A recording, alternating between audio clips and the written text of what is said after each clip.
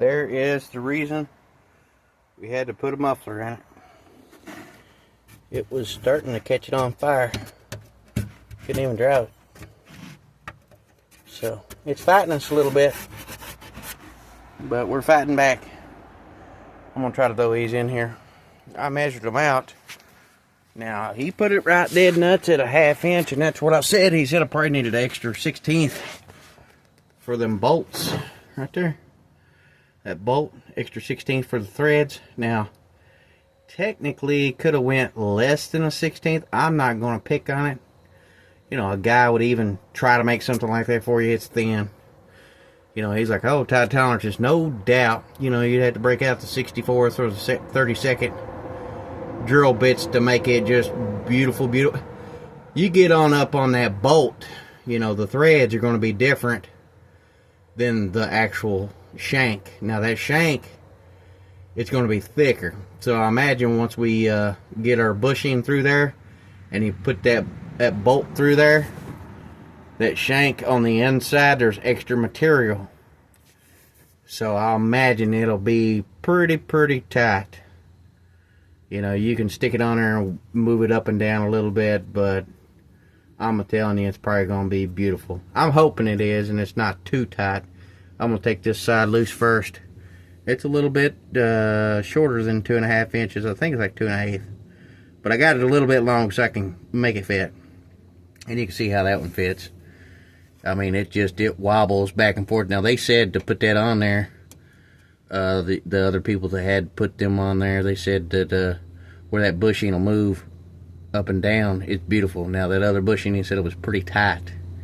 Now, I'm not going to drop the cradle out to put them in there. And right here on the exhaust, here's my other complaint on the exhaust. That bolt's so tight that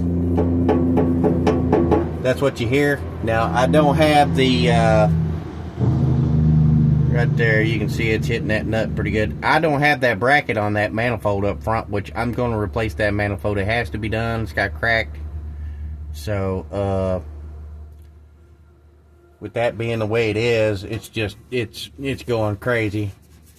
You know, you have to move it a lot, but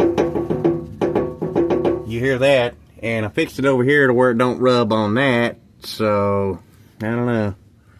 I might try to get some high heat, something to wrap around that so, you know, it don't jingle as loud, but the welds, you know, good penetration.